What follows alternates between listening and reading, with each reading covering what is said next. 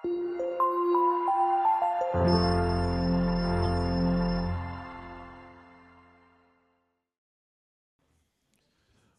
եմ բոլորից ելներ իրապես ուրախություն է ամեն տերունական օր առիթ ունենալ մեկտեղ հավաքվելու Տիրոջը պաշտելու, Տիրոջը մեծարելու եւ այն ինչ որ ասում եմ ազնիվ կերպով եմ ասում ինձ համար ուրախությունը ամեն մեկի տեսնելու շատ հարազատ դեմքեր որ երկար ժամանակ չէի տեսել ու նորից առիթ ունենք տեսնելու հնարավորություն ունենք միասին երգելու միասին Տիրոջը փառաբանելու ու նույնիսկ ինչ որ դժվարությունները կամ խնդիրները չպետք է պատճառ հանդիսանան Տիրոջը ծառայելու կամ Տիրոջը պաշտելու Մա կարա Լևոնը որոշում կայացնի գա Տիրոջը պաշտելու բայց իրանից անկախ մեքենային խփեն ու դրա պատճառով ուշանա մեր Սուսիկը նույնպես կարա ծրագրի շուտ գա որ փորձերին ամեն ինչին պատրաստվի, բայց ավտոբուսը նույն խնդիրն ունենա, ու սենց, այսինքն մեր կյանքում իրավիճակներ կարան լինեն, որոնց Տերը մենք չենք, որոնց համար չեմ կարող ասեմ, որ ամեն վայրկյանին մենք ինչ որ բան կարանք անենք, որ հստակ մեր ձեռքի, մեր տիրապետության տակ լինի։ Կարան ինչ որ դեպքեր լինեն կապված առողջության հետ, որ մենք չէինք սպասում կամ մենք չէինք պատկերացնում, որ նման բան կարա լիներ, բայց ինչ որ բաներ մեր կյանքում պատահում են։ Ու տարբերությունը իրականում մեր միջև եւ անհավատ մարդկանց միջև սա պետք է լինի, որ մենք գիտենք մի բան։ Այն ամեն ինչ որ Տերը մեր կյանքում թույլ է տալիս, ունի իր ուրույն ծրագիր ու ուրույն նպատակը։ Եթե նույնիսկ ինչ որ հարցերում ես չեմ հասկանում ինչի նման բան տեղի ունեցավ, ինչի եմ ես հիմա այս իրավիճակով անցնում, ինչի իմ կյանքում այս դժվարությունները կան, իմ ընտանիքում այս հարցերը կան, բայց հավատքով ես ապավինում եմ Տիրոջ գերիշխանությանը, ես ապավինում եմ Տիրոջը կամքին ու այն խոսքին, որ Տերը հստակ ասել է, որ ամեն բան բարին գործակից անելու իրեն սիրողների համար, այսինքն նպատակը այն չի լինելու, որ ինձ համար գուցե դա կհամարվի բարին, ես կպատկերացնեմ կամ մարդկանց տեսանկյունից այն կընդունվի որպես բարի Որովհետև այդ բարին մարդկանց տեսանկյունից կարա լինի շատ վատ դեպքեր հետս կյանքից հետ պատահած, խնդիրներ կամ հարցեր, որոնց համար, որ ես չգիտեմ ինչ անեմ կամ ինչպես վարվեմ, բայց գիտեմ մի բան, Տերը մինչև հիմա գահին նստած է։ Եվ այն գործ ինչ որ սկսել է, այն փոփոխություն ինչ որ Տերն ուզում է անի, այն փրկարար ընթացքը, որ Տերը ցանկանում է, այդ ամենը ավարտին հասցնելու է։ Եթե նույնիսկ այդ իր ծրագիրը կամ այդ իր ճանապարհը ինձ համար անհասկանալի է։ Ինձ համար որոշ առումով շփոթմունքի առաջացնում։ Ստեղը գալի այդ հավատքի գործոնը, որտեվ եթե հավատք ունեմ, ամեն բան Աստծուց ընդունելու եմ։ Ինչպես որ նաև Հակոբոսն ասում է, Տիրոջից բարին ընդունել գիտենք, կարծես այդ վատը, դժվարինը, անհասկանալին չեն կարողանում ընդունել։ Դրա համար եկեք ամեն իրավիճակներում իրապես Տիրոջը պաշտենք ու պատրաստ լինենք ամեն ինչ ընդունելու Տիրոջից։ Որտեվ գիտենք, որ Աստված բարի է ու նույնիսկ շատ բաներ ինչ որ մեզ համար անհասկանալի են, Տերը գիտի ինչ է այդ ամեն ինչը թույլ տվել։ Սիրելիներ, այսօր շարունակելու ենք եւ հույսով եմ, որ կավարտենք Եբրայեցիս նամակը, ճիշտ է մի քիչ sense վերջի հատվածը մեծ կտոր է վերցված, բայց այնուամենայնիվ փորձելու եմ ավարտենք այսօր, ուստի մի փոքր համբերությամբ զինվեք, այնուամենայնիվ շատ ժամանակ չեմ խլի, բայց կուզենամ, որ ավարտենք եւ Տիրոջ շնորհքով կսկսենք մի նոր գրքի ուսումնասիրություն։ Շատ լավ։ Բացեք Եբրայեցիս 13-րդ գլուխ, կընթերցենք 9-ից 25 համարը, ու ավելի ճիշտ սկիզբը կընթերցենք 9-ից 19, վերջի հատվածը կթողենք ամենավերջին։ Եբրայեցիս 13, 9-ից 19։ Գիշեք ընդհանրապես 13-րդ գլուխը, երբ որ նայում ենք, մեծ ամասամբ խոսքը գնում է արդեն գործնական մեր կյանքին։ Խոսեցինք, թե այն եկեղեցին, որը որ շնորհքով է առաջնորդվում, ինչպիսի վարք պետք է ունենա։ Անցած կիրակի խոսեցինք, թե մենք որպես եկեղեցի ինչ պատասխանատվություն ենք կրում կամ ինչպիսի օրինակ պետքա վերցնենք եւ նաեւ առաջնորդների մասին խոսեցինք, թե առաջնորդներն ինչ պատասխանատվություն ունեն եւ եկեղեցու առաջնորդների միջեւ ինչպիսի փոխհարաբերություն պետքա լինի։ Ու այդ ամեն ինչի շրջանակում տեսանք հավատքի գործոնը, Տիրոջ շնորհքի գործոնը։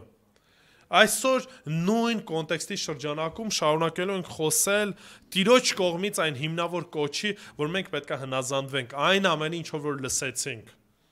Որովհետև թե Հիսուս Քրիստոս, երբ որ օրինակ լեռան քարոզեց, վերջացրեց, ասեց, բոլոր նրանք, ովքեր որ կլսեն ու կկատարեն իմ խոսքերը, կյանք կունենան։ Իսկ նրանք, ովքեր որ կանտեսեն, ասում է հիմարի պես կլինեն, որ իրենց տունը ավազի վրա կառուցեցին եւ կործանվելու են, այսինքն անհավատության պատճառով վերջը դատաստանն է լինելու։ Պողոս Արաքյանը նույնպես շատ դեպքերում, երբ որ ուսումնասիրում էր կամ վարդապետությունն էր տալիս, դրանից հետո պարտադիր անցնում էր գործնականի,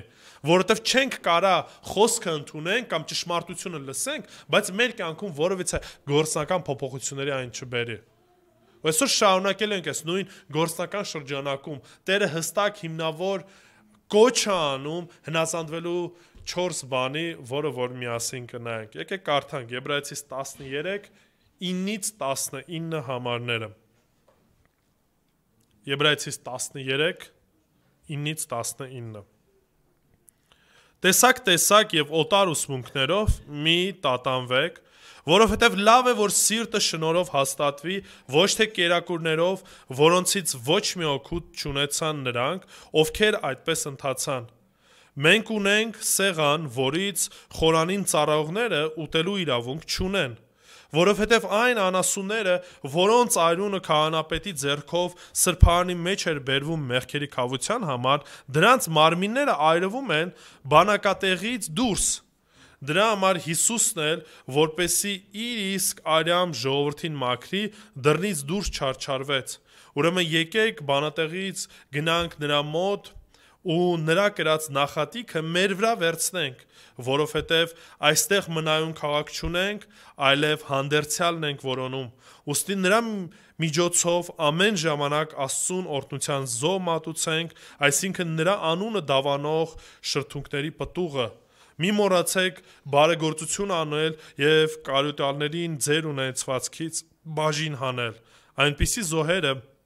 հաճելի են Աստծուն։ Ձեր առաջնորդներին անսացեք ու հնազանդվեք, որովհետև նրանք հսկում են ձեր հոգիները, որպես թե հաշիվ են տալու ձեր փոխարեն։ Նրանք թող դա ուրախությամբ անեն եւ ոչ թե հառաչանքով, քանի որ դա ձեզ օգուտ չէ։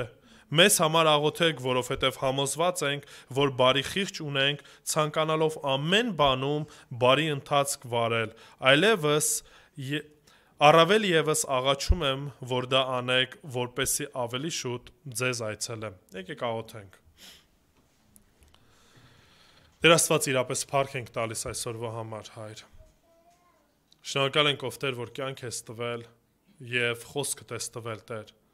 որով որ մենք առաջնորդվում ենք, որով որ քեզ ճանաչեցինք, Տեր, որով որ մեզ ճանաչեցինք, ով Հայր, եւ որով որ կարողանում ենք առաջնորդվենք մեր կյանքում։ Աղոթում ներես մեր մեղքերը, Տեր Աստված, որտեղ շատ դեպքերում վարվում ենք այնպես, ինչպես որ հարկը չէ, Տեր։ Ներիր մեզ, ողորմիր մեզ, սրբիր մեզ եւ օգնի, որ քո ձայնը մեր ականջին լսելի լինի, Տեր Աստված, եւ մեր աղոթն էլ քո առաջ ընդունելի լինի, ով Հայր։ Օգնի, որ ամեն բան, ինչ որ խոսենք, ինչ որ կլսենք, քո կամքի համեմատ առնենք եւ մեր հոգիների շինության համար լինի, Տեր։ Եվ այս ամենը Հիսուս Քրիստոսի սուրբ անունով։ Ամեն։ Գիտեք, ընդհանրապես այս հատվածը կամ սկզբի հատվածը Եբրայեցիս նամակի բավականին խրթին կամ բարդ հատված է այն առումով, որ տարբեր մեկնաբանություններ կա կոնկրետ այդ սկզբնական հատվածին ու ճիշտ ասած շատ չեմ անդրադառնալու այդ համարին, այլ հիմնական իմաստ եմ ուզում, որ դրանից վերցնենք եւ գործնականում կիրառենք։ Ընդհանրապես պետք է նաև հասկանանք մի բան, որ այո, պետք է ընդունենք, որ Աստվածաշնչում կան որոշակի բարդ հատվածներ, որոնք գուցե եւ մենք ամբողջական լիարժեք չկարողանանք հասկանալ կամ ամբողջական վստահ լինել, որ օրինակի համար հեղինակը կոնկրետ այս հատվածում կոնկրետ իրավիճակի մասին է պատմում։ Եվ այդ ժամանակ այո, պետքա տեսնենք հիմնական այն հատվածը կամ հիմնական միտքը կամ ուսուցումը ինչ որ գալիս է եւ մնացածը ուսումնասիրենք, գուցե ինչ որ ժամանակահատվածում ինչ որ կերպերով Տերը այդ ամեն ինչը կհայտնի։ գուցե ինչ-որ գրքերի պեղումով կամ բանով, ինչի մասն է խոսքը գնում, եթե ուշադրություն դարձեցիք սկզբի հատվածին, որ միասին կարդացինք, մի քանի բաներ ասում, ուզում եւս մեկ անգամ կարդանք ու ուտեց կվերցնենք հիմնական միտքը։ Ասեմ, որ նայելու ենք 4 հիմնարար կոչ հնազանդվելու ու դրանցից առաջինը սա է։ Ընթերցենք միասին 9-ից 14 համարները եւս մեկ անգամ, ու ավելի մի փոքր ուշադրություն կդարձնենք։ Տեսակ եւ օտար ուսմունքներով մի տատանվեք, որտեվ լավ է, որ սիրտը շնորհով հաստատվի, սա անցած կիրակի սրա մասին մի փոքր անդրադարձել է։ Դրանից հետո ասում է ոչ թե կերակուրներով, որոնցից ոչ մի օգուտ չունեցան նրանք, ովքեր այդպես ընթացան։ Գիտեք, որ թե հրեաները իրենց սովորության համաձայն շատ ծիսական բաներ ունեին, որ վերցնում էին։ Ու նույնիսկ այդ մարդկանց համար սնունդը ուտելը որոշ առումով դարել էր մի ծիսական process, որ ստիպում են սա ուտել, սա չուտել, այսինքն բարդացնում էին ամեն բան։ Եվ վերջը Հիսուս Քրիստոս ինքը շատ հստակ ասեց, որ այդ բաները, այդ ամեն ինչը դատարկություն է։ Այն ինչ որ ձեր բերանը մտնելու է, դա չի, որ ձեզ պղծելու է։ Այսինքն Տեր Աստված ազատեց մեզ կոնկրետ այդ հարցերից։ Ասեմ, որ մինչև հիմա այսօր ժամանակակից աշխարհում շատ մարդիկ կան այդ ինչ որ բան ուտել չուտելու հետ կապված անընդհատ գայթակղություն են։ Միս ուտել, թե միս չուտել, չգիտեմ, միս ուտելը լավ է, լավ չի։ Հասկանում եք, լիքը ինչ որ sense հարցեր կան, որ անընդհատ մինչև հիմա քննարկումներ են ծավալում։ Ու այս ամեն ինչը, երբ որ մենք փորձում ենք նման օրենքներ, նման ինչ որ սկզբունքներ մտցնենք, դա հակասում է այն շնորհքին, որը որ մեզ տրված է։ Ոստի ստեղ նույնպես հեղինակը ուզում է անդրադառնա, որ այս բաներից ինչ արեք, դուրս եկեք ու շնորհքով քայլեք։ Նորից ես չեմ ասում մեղքի մասին։ Շնորհքով քայլել չի նշանակում մեղք գործել։ Շատ մարդկանց համար այս տրամաբանությունն է, կամ շնորհքի տակ կամ օրենքի տակ ու փորձում են որոշ առումով հակադրություն դնել, օրենքի տակ էլ հասկանում են պատվիրանները։ Այսինքն ասում են, եթե ես օրինակի համար շնորհքով եմ քայլում, էլ պատվիրաններին ուշադրություն չպետք է դարձնեմ։ Բարոյական կյանքին, մեղքին առանձնապես ուշադրություն չպետք է դարձնեմ։ Մնացած արդեն էական չի։ Բայց սրա մասին չի խոսքը գնում։ Այն հարցերը, որտեղ որ Տերը մեզ տվել է ազատություն, եկեք այդտեղ ինչպես վարվենք, ազատությամբ վարվենք։ Հավելյալ մեր վրա ինչ որ բեր, ծիսական ինչ որ բաներ մեր վրա չդնենք, բայց այնուամենայնիվ ոնց որ Պողոս Սարաքյանն ասում, եթե որևիցե մեկի համար իմ միս ուտելը ինչ է լինելու, գայթակղություն է լինելու, եղբորս համար միս չեմ ուտի, այսինքն ինչի այդ առումով իրան անընդհատ բան անեմ, տկարացնեմ կամ անընդհատ այդ հարցը բերեմ։ Okay, ինքը ուզում է այդ ձև վարվի, թող այդ ձև վարվի։ Այնուամենայնիվ պետք է հասկանանք, որ Տիրոջ մենք կոնկրետ սննդի կամ բանի առումով ազատություն ունենք։ Հավելյալ ինչ որ բեռներ կամ հավելյալ ինչ որ բաներ չվերցնենք։ Ու դրա համար ասում է ոչ մի օգուտ նրանք դրանից չստացան։ Ասենք պահեցին այդ որոշ տեսանելի օրենքները կամ իրենց սովորության համաձայն ինչ որ բան կերան, ինչ որ բան չկերան։ Վերջնական արդյունքը ինչ եղավ։ Եթե Տիրոջը այդ հավատ չունեն, այդ ամեն ինչը զրո է։ Ես նույն բանը նաև տրնդեզի հետ եմ կապված, անընդհատ նույնը կրկնում եմ։ Ես տեսնում եմ, որ ժամանակները գալիս են, մեկը տենում եմ քրիստոնյաները զենքերն առնում են, սենց հավատացյալները ու սկսում են ռմբակոծել։ Կրակը էդի կրապաշտություն է, էսա, գնում են էս կողմ, այն կողմ ու տենում ես Facebook-ում կռիվ է գնում։ Ասում լավ, եղբայրներ, մի հատ պարզ մի բան պետք է շատ հստակ հասկանանք։ Պատկերացեք մի բան, լավ, համոզեցիք, այդ կրակի վրայից էլ մարդը չի թռնում։ Ինչ փոխվեց մեծ հաշվով։ Ասենք այդ մի բան էլ չի անում, հետո մեր խնդիրը ավետարանը տալն է, երբ որ ավետարանը տանք, արդեն սին են ավելորդ բաները, Տերը այդ ամեն ինչը հանելու է, այդ մարդու կյանքից այդ մարդը ազատվելու է։ Մնացած բաները ուղղակի անիմաստ մենք ժամանակ ենք անցկացնելու, կռիվ ենք սարքելու ու կողքից էլ մեկը տենալու ասելու, ըհը, այս հավատացյալները կռվում են, այս հավատացյալները իրար հետ չեն կարող ինչ որ բան կիսեն։ Կրակի վրից թռավ, չթռավ, օրենքը էս ասում, օրենքը այն ասում։ Հասկացեք, այս ամեն ինչը առաջնային չի։ Մենք պետք է ավետարանը քարոզենք։ Ես նորից եմ ասում, մեղքին չպետք է ասենք, եթե մեղք է, այո, մեղքին մեղք պետք է անվանենք։ Ում համար երեխու վրայից, որ ասենք մեղք թռավ կրակի վրայից, ինչ մեղքի մասին է խոսքը գնում։ Նու հիմա չեմ ուզում մարանամ, բայց երբ որ երեխան թռնում է, այդ իր համար կռապաշտություն չի, այդ ինչ որ խաղ է։ Հիմա ես էլ եմ ասում, հիմա չեմ ուզում սա որպես դոգմա ընդունենք, բայց իմացա, որ մանկապարտեզում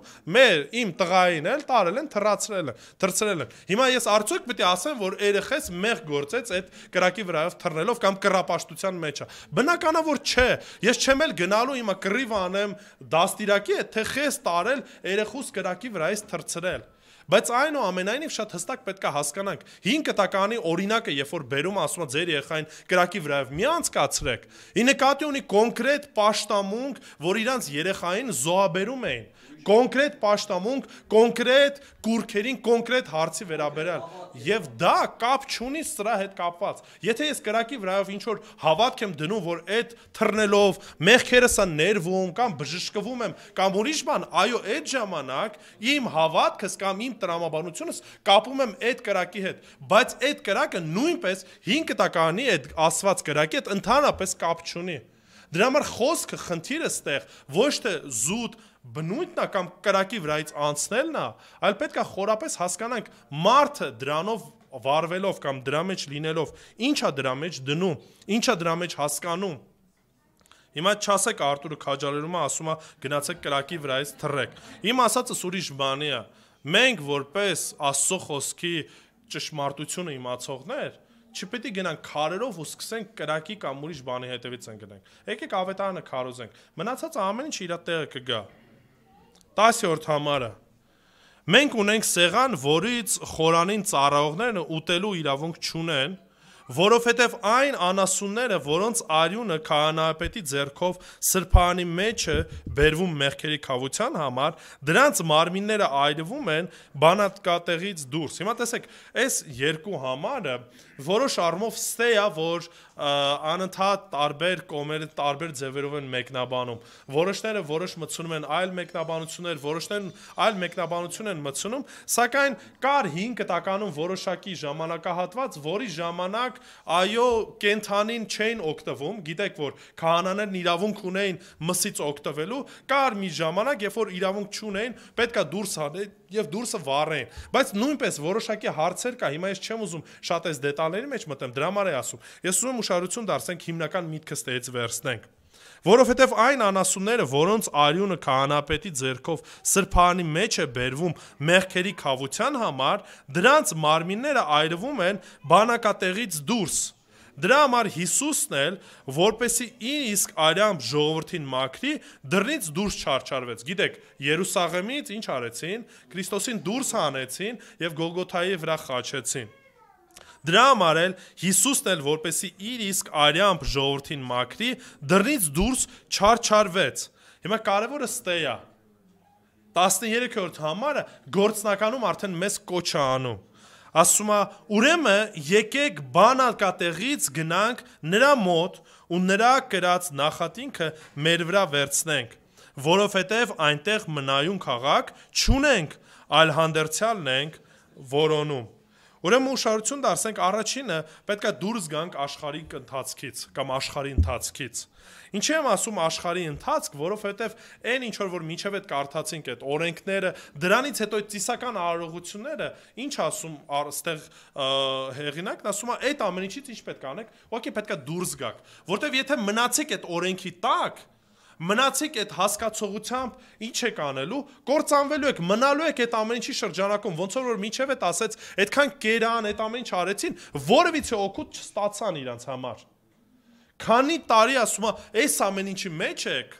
որևիցե օգուտ չունեք։ Հիսուս Քրիստոս փարիսեցիներին ինչ էր ասում։ Ասում է, ոչ դուք եք երկնքի արքայություն մնում, ոչ էլ ուրիշները, այսինքն այնքան եք այդ օրենքներով, ձեր այդ սովորություններով այնքան եք ծանրաբեռնել, որ մարդիկ չեն կարողանում այդ ամեն ինչի մեջ կարևորը տեսնեն ու կարողանան կարևորին հետևեն։ Նույն բանը նաև մենք ենք անում որպես հավատացյալներ, ինչ ենք անում։ Գլխաշոր կարելի է դնել, չի կարելի, պարտադիր է, պարտադիր չի, մազերը ներկի, թե չներկի, չգիտեմ, մտնելուց խաչակնքվի, թե չխաչակնքվի, յուբկեն ծնգից վերև պետք է լինի, թե ծնգից ներքև, այնքան տեղեր եմ լսել, որ այսքան սենց օրենքներ են դնում, որ մարդը այդ օրենքների մեջ չի կարողանում Քրիստոսին տեսնի։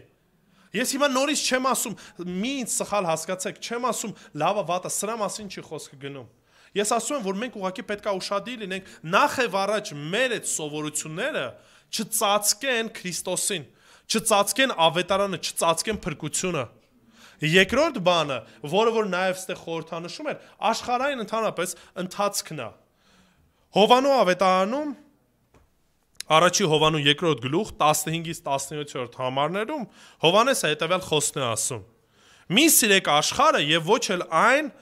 ինչ աշխարհի մեջ է, ինչի նկատի ունի։ Ի նկատի ունի մարդկանց, չպետք է սիրենք մարդկանց։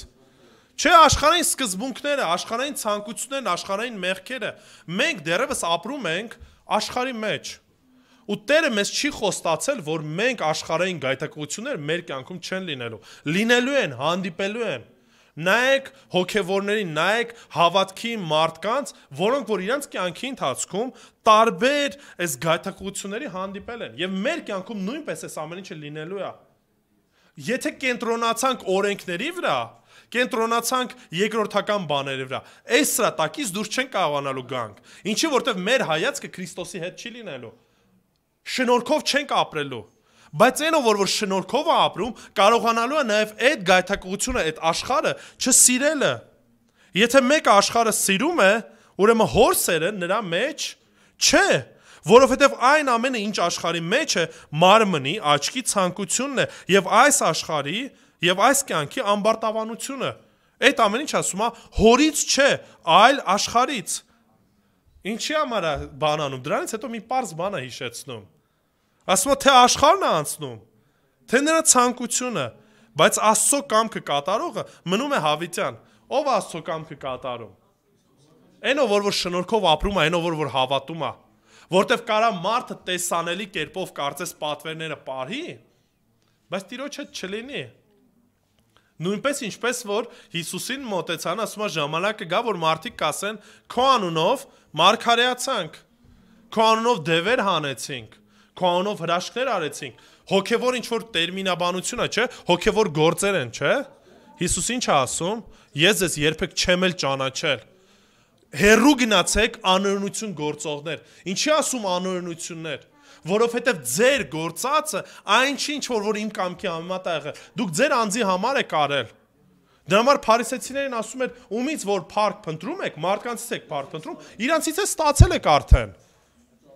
Դրա համար մեր նպատակը, երբ որ ասում է, պետք է դուրս գանք այս աշխարհային հասկացողությունից, պետք է հասկանանք։ Մի պարզ ճշմարտություն, այնը որ հավատքով է ապրում,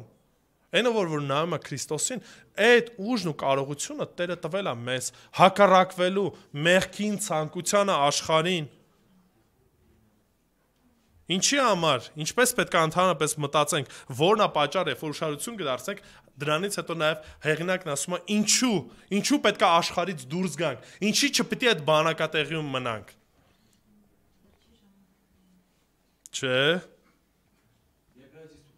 Այո։ 14 համարը նման է, նույն էլ Հովանու ավետարանում, ասում որովհետև այստեղ մնայուն քաղաք չունենք, ինչպես որ ընդեղ ասեց, ասում աշխարհը կանցնի, իր ցանկությունն էլ կանցնի, այլ հանդերձյալն ենք որոնում։ Սիրելիներ, սա հենց ցույց է տալիս հավատքի էությունը։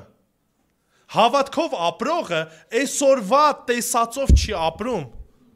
Այն ինչ որ դու հիմա տենում ես, դրանով դու չես ապրում։ Դրա համար կհիշեք Եբրայեցիս 10-րդ գլխում ինչ էին կարդում։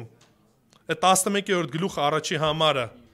Երբ որ ասում է հավատքը հուսացած բաների հաստատումն է, ուշադրություն դարձրեք։ Հուսացած բաների, որը որ ես հիմա չեմ տեսնում, սա բառախախ կա,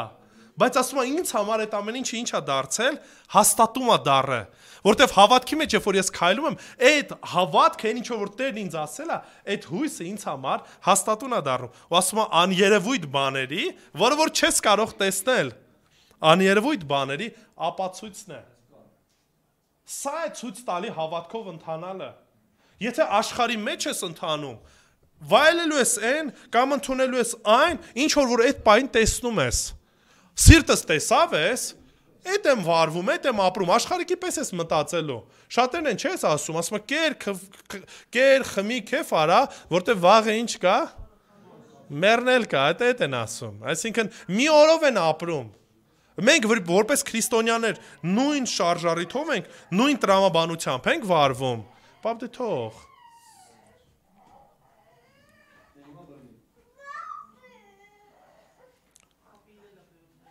Այսինքն, երբ որ ասում է խոսքը, որ մեր քաղաքացիությունը երկինքն է, կամ մեզ բանատեղին մերը չի, պետք է նույն ձև վարվենք, ոնց որ Պողոս առաքյալն է ասում։ Փիլիպպեցիս 3:20, բայց մեր բնակությունը որտեղն է,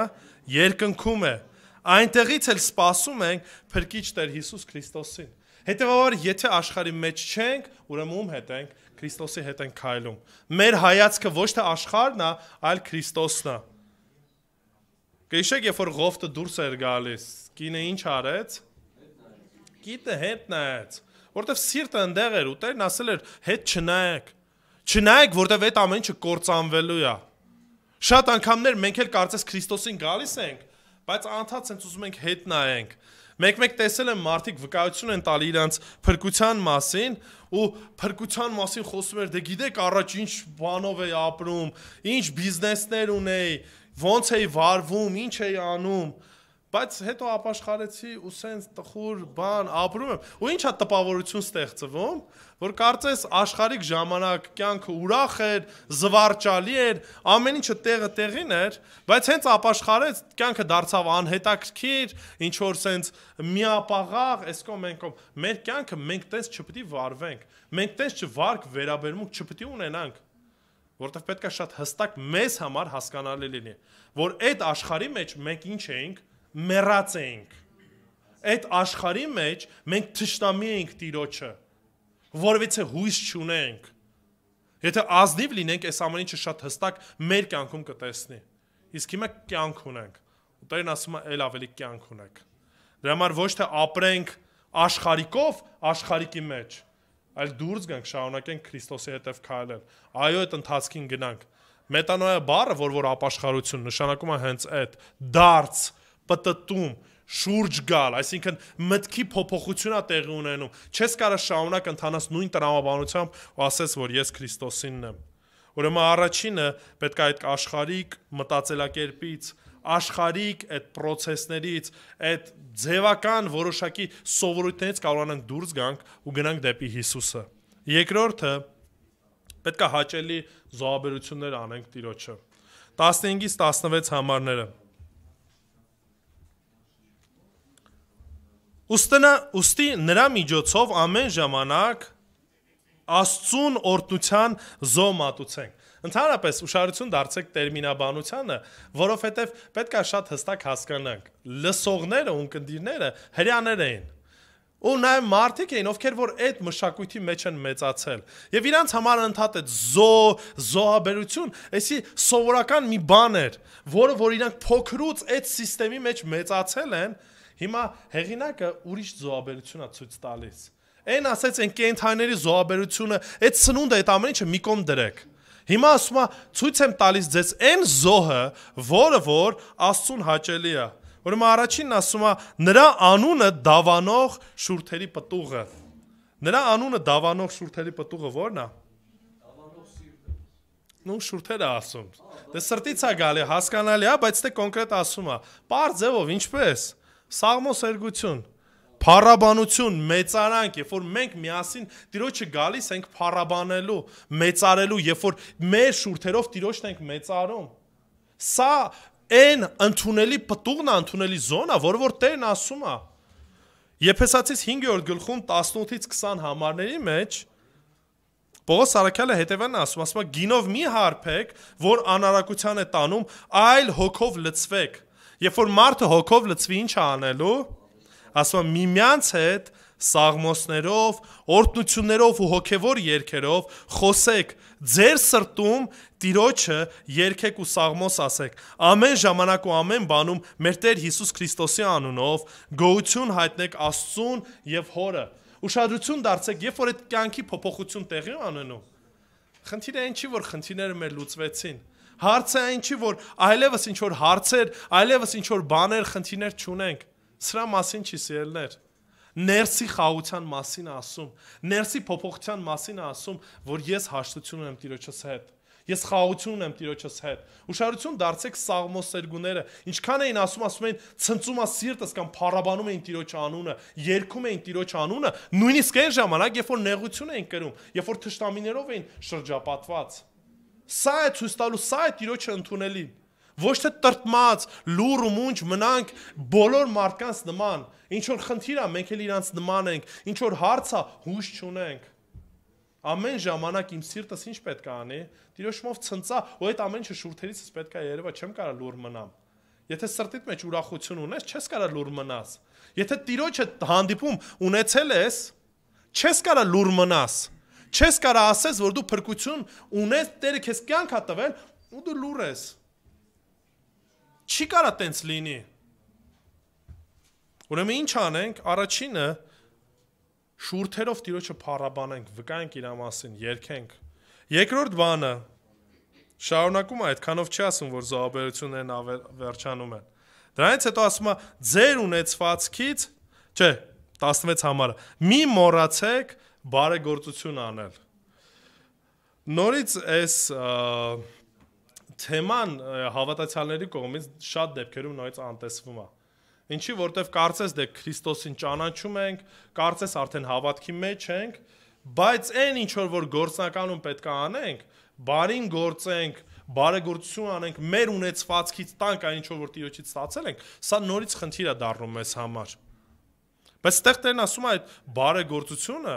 այն ձեր, որ պետքա բարիք անեք, նյութականով օգնեք, մի մոռացեք։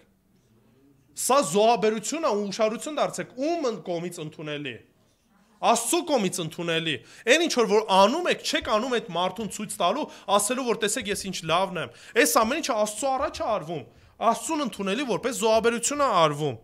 Հակոբոսը երկրորդ գլխում 15-ից 18 համարներում հետևյալ միտքն է ասում, ասեմ Հակոբոսը շատ անդրադառնում է այս թեմային։ Հակոբոս 2:15-ից 18։ Եթե մի եղբայր կամ քույր մերկ լինեն, կամ օրվա ուտելիքին կարոտ եւ ձեզանից մեկը ասի նրանց. Գնացեք խաղությամբ տաքացեք ու կշտացեք։ Ուշադրություն դարձնում եք, քարոզում է։ Սոված ես, գնա Տերդ հետդ, Աստված քեզ կկերակրի։ Չգիտեմ, մրսում ես։ Տիրոջը վստահի Տերը քեզ կտաքացնի։ Իմաստուն խոսքեր են, չէ, հոգևոր հնչող խոսքեր են։ Սենց լավ արտահայտություններ են, որ բեմից կարանք ասենք։ Բայց ինչ է ասում։ Ասում է, բայց մարմնին անհրաժեշտ բաները նրան չտակ, ինչ օգուտ է։ Այնպես էլ հավատը, եթե գործեր չունենա, ինքնին մեռած է։ Բայց գուցե մեկն ասի դու հավատ ունես, իսկ ես գործեր, հիմա շրջություն դարձրեք։ Մեկը ասում է ես հավատ ունեմ, իսկ ես ասում եմ գործեր։ Ցույց տուր ինձ քո հավատը առանց գործերի։ Ոնց է ցույց տալու այդ հավատը առանց գործերի։ Ոնց է երևալու։ Շուրթերով չէ, ասելու է գնա տաքացի, գնամ բան արա կեր, խոսքերը ասելու, բայց գործնականում չկա։ Սա իրոնյան ուշադրություն դարձրեք։ Ասում է գնա ցույց տու քո հավատքը առանց գործերի։ Չի կարա ցույց տա։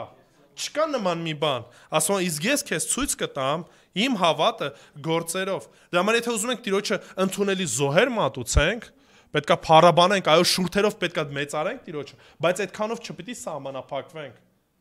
Դրանից հետո նաև գործնականում նյութապես պատրաստ պետքա լինենք օգնություն ցույց տալու։ Շարունակությունը մի քիչ կոնկրետ նոր Արարատ թարգմանության մեջ այդքան էլ ճիշտ չի թարգմանված, որտեվ Արարատի մեջ նույն բանն է կարծես կրկնվում, Արարատի մեջ ավելի ճիշտ է թարգմանված։ Դրանից հետո ասում է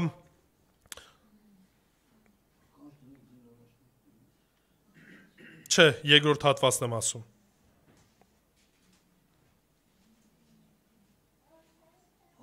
Նայեք, ասում է, այսինքն նրա անունը դավանողը շրթունքների պտուղ, իսկ բարերությունը 16 համարը եւ հաղորդակցվելը նոր Արարատը մի քիչ չգիտեմ ինչ է նման ձեով մեկնաբան է, ասում է հաղորդակցվելը մի մոռացեք։ Այսինքն առաջինը ուշադրություն դարձնում է շուրթերով Տիրոջը ծառայելու, Տիրոջը զոհմատուցելու, երկրորդը բարեգործությունն է, երրորդը հաղորդակցվելը կամ հաղորդակցություն ունենալու մեկս մյուսի հետ։ Կարաք պատկերացնեք մի ընտանիք, որտեղ որ հաղորդակցություն չկա իրար մեջ։ Նու այդ էլ հիմա Արաքսը կհիշի շատ անգամներ, երբ որ գնում էինք փոքր վեդիում շատ տղամարդիկ կային, որոնք որ գործից ելնելով աշխատում էին արտասահմանում, ասենք տարեկան մի ամիս կամ երկու ամիս նոր տարվա շրջանակում գալիս էին ու բան։ Ու նույնիսկ հիշում եմ մի երեխա կար, ծնվել էր, հələ հորը չէր տեսել։ Ու արդեն այն տարիքի էր հասել, որ կարողանում էր հասկանալ, հենց ասում էին պապա, մատը տանում էր դեպի էկրանին, այսինքն պապան սահմանափակվել էր էկրանով բանով։ Ու սա ինձ համար ցավալի էր, հասկանում եք։ Այդ նույն խնդիրը շատ անգամներ կարա եկեղեցում լինի։ Մարդիկ կարան ասեն, դե Կիրակի օրը գալիս եմ, այդքանը ինձ բավարար է, բայց իրար հետ հաղորդակցություն, իրար հետ շփում չունենան։ Չի կարա նման բան լինի։ Ասում եմ, այս ամենը մի մոռացեք, ու ինչի՞ է կարևոր։ Իրանց մոտ նույնպես այս հասկացողությունը կար որոշակի բաժանումները։ Կորինթացիս նամակի մեջ նույնպես այդ խնդիրը շատ առանձնահատուկ մենք տեսնում ենք, որ կար բաժանումներ։ Մեկը ասում էր Պողոսյան եմ, մեկը Ապողոսյան եմ, մեկը Քրիստոսյան եմ, այսինքն կարծես թե հոգևոր են, բայց ինչ էին անում, ամեն մեկը բաժանված են։ Մեկը մյուսի հետ չի խոսում, մեկը մյուսի հետ հաղորդակցություն բան չունի։ Չի կարա տենց լինի։ Գործք առաքելոց 2-րդ գլուխ 42 համարի մեջ մի քանի հատվածներ կարաք նայեք սկզբից էլ շարունակությունն էլ խոսում է առաջի դարի եկեղեցին ինչպես էր վարվում։ Ունդեղ ասում է ջերմերանդորեն հետևում էին առաքյալների ուսուցմանը, հաղորդությանը, մեկը մյուսին հաղորդակցելուն, հացի բեկանմանը եւ աղոթքներին։ Միասին էին այդ հացը ուտելիքը կրում, միասին էին աղոթքի մեջ, այսինքն այդ հաղորդակցությունը կար։ Ինչպես որ ֆիզիկական ընտանիքի մեջ չի կարա առանց հաղորդակցության, առանց շփումի ընտանիք լինել, նորմալ ընտանիք լինել։ Նույնպես եւ եկեղեցում չի կարա տենց լինի։ Հետևաբար Աստծուն ընդունելինը այս ամեն ինչն է։ Նորից հարց, այդ դեպքում ինչի համար է պետք նման ձևով որ վարվենք։ Առաջինն ասեց, դուրս եկեք, ինչի դուրս գանք, որովհետեւ տենց կհանդիպեք Տիրոջը, տենց կհանդիպեք Քրիստոսին։ Երկրորդը ասում է ինչի վարվեք, ինչի նման ձևով զոհ մատուցեք, որովհետև ասում է սա ինչ է, այդպիսի զոհերը հաճելի են ում Աստծուն։ Մենք ուզում ենք մեր կյանքով Տիրոջը հաճելի լինենք։ Մենք ուզում ենք մեր վարքով, մեր ամենվա ընթացքը հաճելի լինի Աստծուն։ Դրա համար ասում է ուրեմն սենց արեք։ Մի եկեք մնացած ծիսական ինչ-որ բաներին, այլ հստակ ուզում եք զոհաբերություն մատուցեք, զոհաբերեք, բայց վարվեք այսպես, ինչպես որ Տերն է կամենում։ Երրորդը հնազանդվել առաջնորդներին։ Կարդանք 17 համարը։ Ձեր առաջնորդներին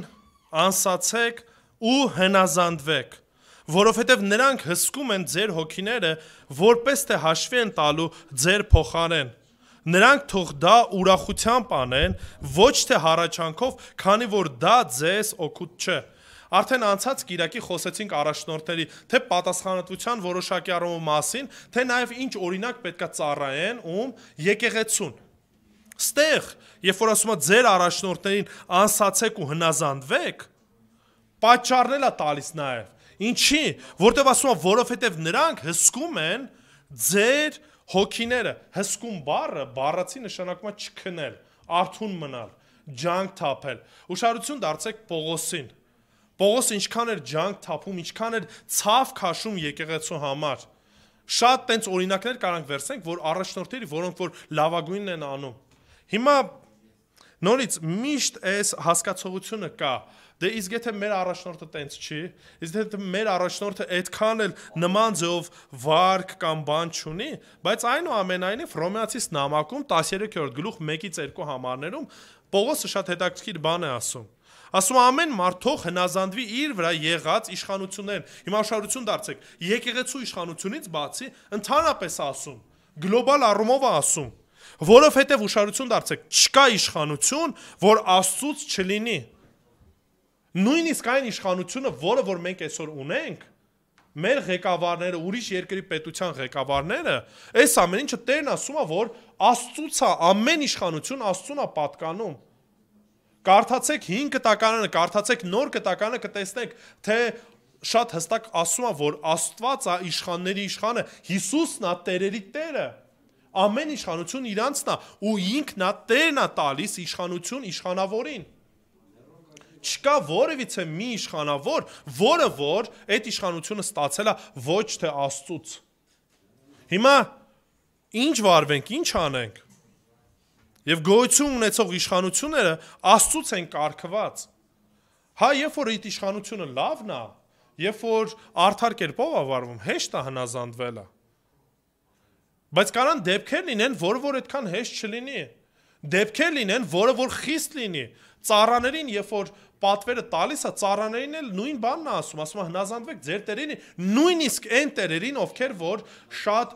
դաժան են։ Այսինքն մարդիկ են, ովքեր որ ձեր նկատմամբ ճիշտ չեն վարվում։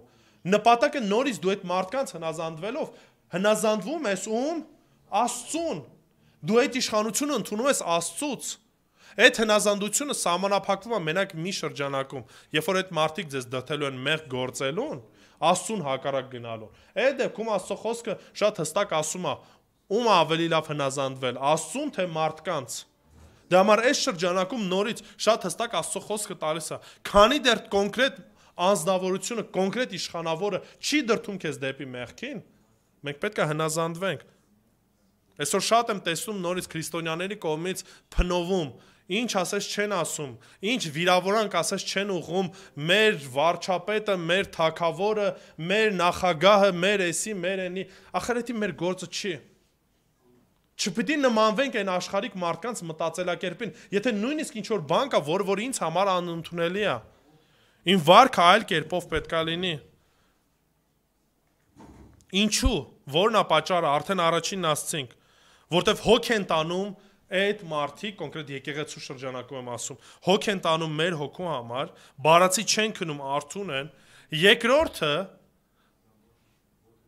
պատասխանատվություն են կրում։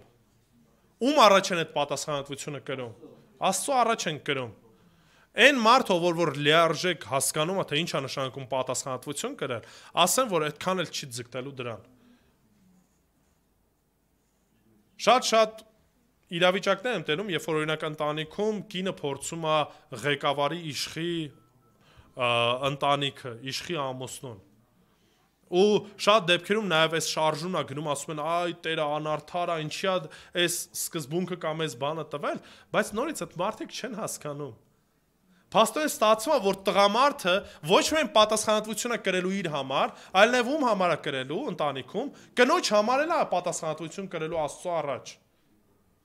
Իսկ եթե տղամարդը նաև պատասխանատվություն է կրում եկեղեցու համար, որպես եկեղեցու առաջնորդ, նաև այդ մարդկանց եկեղեցու հոգիների համար նույնպես Աստծո առաջ պատասխան է լինելու, պատասխան է տալու ամեն ինչի համար։ Դրա համար այստեղ ասում, որ իրանց հոգսը թեթևացրեք, մի վերցեք մենակ իմ մասին։ Ընդհանուր գլոբալ եմ ասում, որպեսզի սկզբունքը մենք հասկանանք։ Դրա համար ասում է, որպեսզի ինչ անի, ուրախությամբ այդ ամեն ինչ անի, չլինի տրտմած, չլինի ստիպված։ Ընտանիքում պատկերացեք ունենք երկու պատվեր, չէ՞։ Ամուսիններ ինչ արեք։ Սիրեք ձեր կանանց եւ կանայք հնազանդվեք ձեր ամուսիններին։ Հիմա, եթե կինը չի հնազանդվում, ամուսինը ինչ պետք է անի։ Չպիտի սիրի։ Պիտի սիրի, հեշտ է լինելու սիրելը այդ դեպքում, հեշտ չի լինելու, բայց այնուամենայնիվ պետք է սիրի։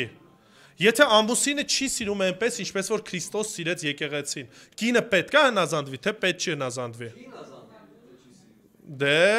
պետք է հնազանդվի։ Հեշտ է լինելու հնազանդվել այդ ձևի ամուսնուն, հեշտ չի լինելու, դժվար է լինելու, բայց պետք է։ Հիմա ուշադրություն դարձեք իրավիճակը։ Եթե ամուսինը սիրում է, ու կինն էլ հնազանդվում է, երկուսի համար էլ հեշտ է լինելու այն պարտավորությունը, ինչ որ Աստծո առաջ կրում են, անեն։ Դրա համար ստեղ էլ ասում է հնազանդվեք, որպեսզի ձեր առաջնորդներն էլ ինչ անեն, ամեն ինչ որ անում են, ինչով անեն, սիրով եւ ուրախությամբ, հոժար կերպով անեն, որտեղ ասում է սա օգուտ է վերջի հաշվով ում ձեզ համար, որտեղ ասում է լավ չի, որ եթե հանկարծ ինքը տրտմած լինի, նման ստիպված ձեով անի, որտեղ վերջնական խնդիրը, վերջնական այդ խնդիրը դուք եք ունենալու որպես եկեղեցի։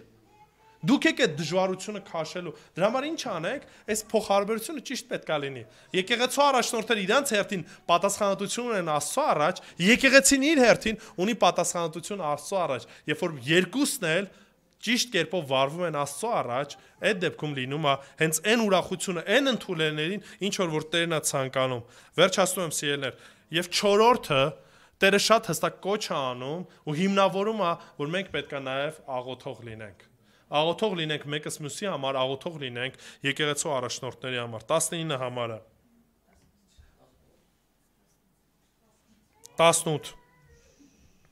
Մեզ համար աղոթեք, որովհետև համոզված ենք, որ բարի խիղճ ունենք, ցանկանալով ամեն բանում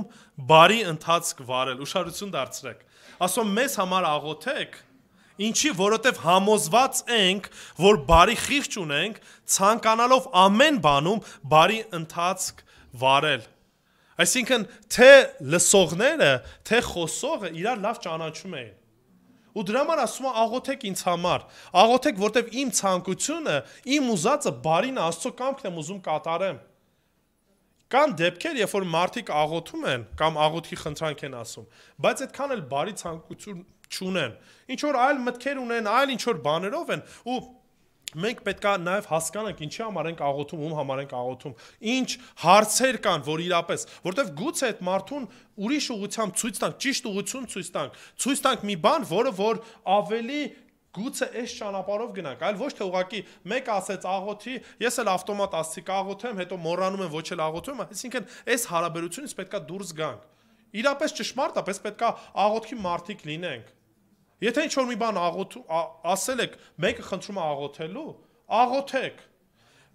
Ես անկեղծ եմ ասում, բռնացրել եմ իմ կյանքում տենց իրավիճակների, որ մարդիկ աղոթքի խնդրանք են ասել եմ կաղոթեմ, ու զգացել եմ, որ մի շաբաթ անցել է, հետո այդ մարդուն տեսել եմ, հիշել եմ, ասել եմ, բայց խոստացել է, որ պիտի աղոթեմ ու չեմ աղոթել։ Գիտեք, այդ ժամանակ ինձ համար սկզբունք բան եղավ, եթե ինչ-որ մեկը ասում է աղոթի ինձ համար, եթե հենց մոտս է, հենց այդ ժամանակ էլ միանգամից աղոթում եմ, որ այն ինչ որ կա այս պայդրությամբ անեմ։ Այդ ժամանակ հեռու եմ, չգիտեմ, ինտերնետով է գրել, հենց այդ ժամանակ ամեն ինչը թողնում եմ, որ ասի աղոթելու եմ այդ մարդու համար։ Եվ այո, մեզ համար հիշեցնենք։ Բայց երբ որ ասում ենք եկեք աղոթենք, եկեք ազնիվ լինենք մեկս մյուսի համար աղոթելու։ Պիտի հասկանանք, որ որևիցե մեկը գերհզոր մեկը չի։ Պողոս առաքյալ լինելով անընդհատ խնդրում էր, որպեսզի իր համար աղոթեն։ Հռոմեացիս նամակում ասում է. «Եղբայրներ, աղաչում եմ ձեզ մեր Տեր Հիսուս Քրիստոսով եւ Հոգու սիրով, որ ինձ մարտակից լինեք ինձ համար առ Աստված աղոթելով»։ Ուշադրություն դարձեք, ասում է գնում եմ ավետարանը քարոզելու, գնում եմ տեղեր, որտեղ որ այդքան էլ բան չի։ Ինչ եղեք, ինձ համար մարտակից եղեք, կողքս եղեք աղոթքով։ Հենց այնպես է ասում։ Թե իսկապես հավատում է, որ Տերը ձեր աղոթների պատասխանը տալու է եւ զորացնելու է։ Խնդիր եք տեսնում եկեղեցու առաջնորդների մեջ, երկրի առաջնորդի մեջ եք խնդիր տեսնում։ Ձեր եղբոր, ձեր քրոջ մեջ եք խնդիր տեսնում, ինչ արեք։ Ճշմարտապես աղոթեք,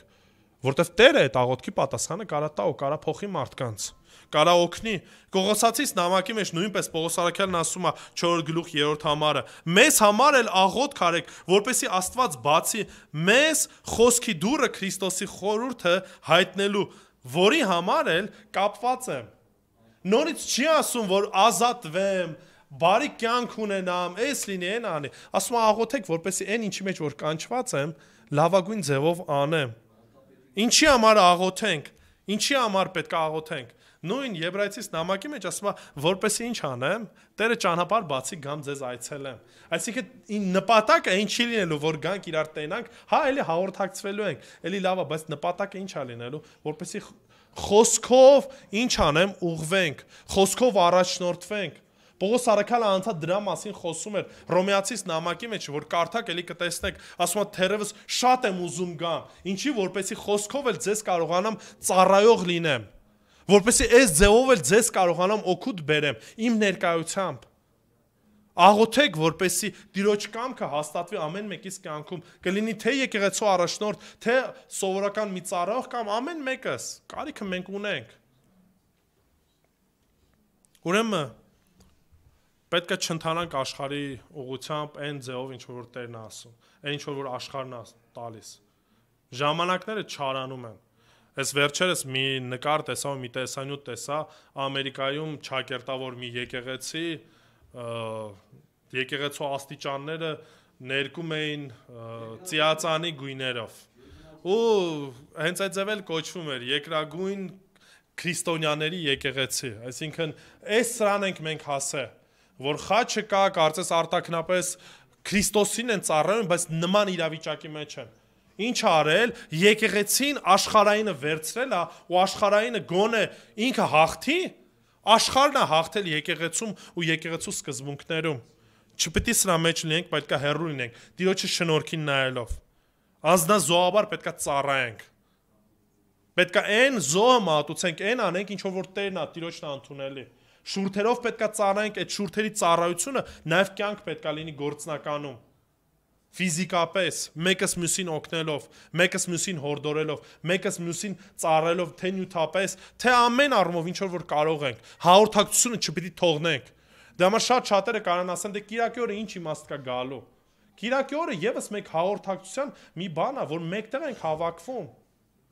Մեկս մյուսի խնդիրներն ենք տեսնում, մեկս մյուսի համար աղոթում ենք։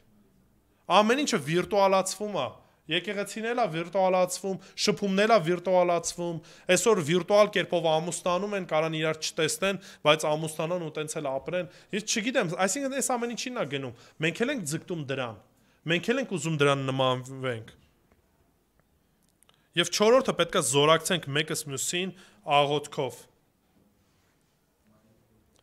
20-ից 25 համարներ կարդանք, ուղղակի արագ կանցնեմ, շատ չեմ անդրադառնալու ու Եբրայեցիս նամակը Տիրոջ շնորհքով վերջացնենք։ Եվ խաղաղության Աստվածը, որ Հավիտյան ուխտի արյունով մեռելներից հարություն տվեց ոչխարների մեծ հովին մեր Տեր Հիսուսին, թող ձեր ամեն բարի գործերի մեջ հաստատ պահի, իր կամքը կատարելու ուշադրություն դարձրեք։ Սա այն վերջին հորդորն էր, որ Պողոս առաքյալն էր շատ դեպքերում նման ձևով էր խոսում։ Թող Տերը ձեզ հաստատ պահի, իր կամքը կատարելու եւ ձեր մեջ թող կատարի ինչ որ հաճելի է իր առաջ։ Այստեղ մարդկային ինչ որ բան տեսնում եք։ Տերը ամեն բան անում է, որպեսզի իր կամքը հաստատվի ու իր փառքի համար լինի։ Մենք կանչված ենք դրա համար։ Մեր եսը ստեղ չկա։ Հիսուս Քրիստոսի միջոցով, որին փառք հավիտյանս հավիտենից ամեն։ Այս ամեն ինչի հետևանքը, Տիրոջը հնազանդվելու հետևանքը մեր փառքը չի, այլ պետք է լինի Տեր Հիսուս Քրիստոսի փառքը։ Եվ վերջի խոսքերն ասում. խնդրում եմ ձեզ եղբայրներ, հորդորի այս խոսքը համբերությամբ տարեք, մանավանդ որ քիչ գրեցի ձեզ։ Ինչ անում, նորից հորդորում է, նորից փորձում է, որ գոնե ամենավերջում հակառակություն չընդունեն։ Խոսքը հոժարությամբ ընդունեն, որտեվ հասկանում է, որ դժվար է իրանց համար։ Դժվար է այդ սիստեմից, այդ համակարգից դուրս գալը, երբ որ մեծացել ես այդ ամեն ինչի մեջ, դրա համար ասում է, ինչ արեք, խնդրում է, ասում է, հորդորում եմ, այս խոսքը համբերությամբ տարեք։ Իմացեք, որ մեր եղբայր Տիմոթեոսը բանտից ազատվել է։ Պատմությունից չգիտենք իրականում երբ ա եղել, որ Տիմոթեոսին բանտարկել են, թե ոչ, բայց գիտենք, որ ինչպես որ Պողոսին բանտարկեցին, ինչպես որ շատ-շատերին չարչարում էին, այդ ժամանակ նորմալ երևույթ էր, որ ավետարանի քարոզության շրջանակներում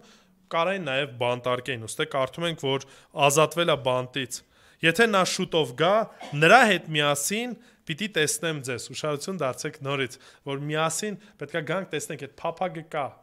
ցանկությունը կա, այդ կարոտը կա։ Դե թողնենք էդի ամեն մեկի իր բանին։ Ողջունեք ձեր բոլոր առաջնորդներին, ուշադրություն դարձեք նորից առանձնացնում է, առաջնորդներին ու բոլոր սրբերին։ Սա Տիրոջ կողմից դրված ձևն է, կերպն է, մարդկային բան չի, այսինքն խնդիրը այն չի, որ եկեղեցուն չպիտի լինի առաջնորդներ, բոլորը պետք է հավասար լինեն։ Չտեր այդ սահմանում։ Ու այդ սահմանի շրջանակում էլ դրա համար առանձնացում է, ինչպես որ մինչև այդ խոսում էր, ստե նույնպես ասում է, թե առաջնորդներին առանձին ողջունում, թե բոլոր սուրբերին։ Ձեզ ողջունում են նրանք, ովքեր Իտալիայի կողմից են։ Ու կարա լինի Իտալիայի եկեղեցուց մարդիկ կային կամ իրանց հետ էին, կամ գուցե իրանք Իտալիայում էին այդ ժամանակ Իտալիայի եկեղեցում էին։ Շնորհք ձեզ բոլորիդ հետ, ամեն։ Եվ ամենավերջի խոսքերը, երբ որ ասում է շնորհք ձեզ բոլորիդ հետ, նորից ամենակարևորն է ասում։ Հենց այնպես ուղղակի բառ չի ասում։ Հասկանում է, որ ու ցանկություն ունի։ Եթե Տիրոջ շնորհքը եղավ, ամեն բան ինչ որ ասել էր, այդ ամեն ինչը իրականություն կլինի։ Եկեք աղոթենք։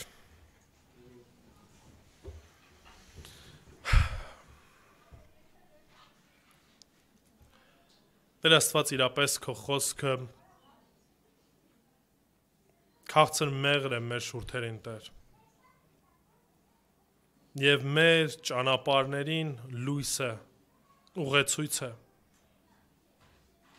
Տեր Աստված աղոթում եմ, որ իրապես որպես եկեղեցի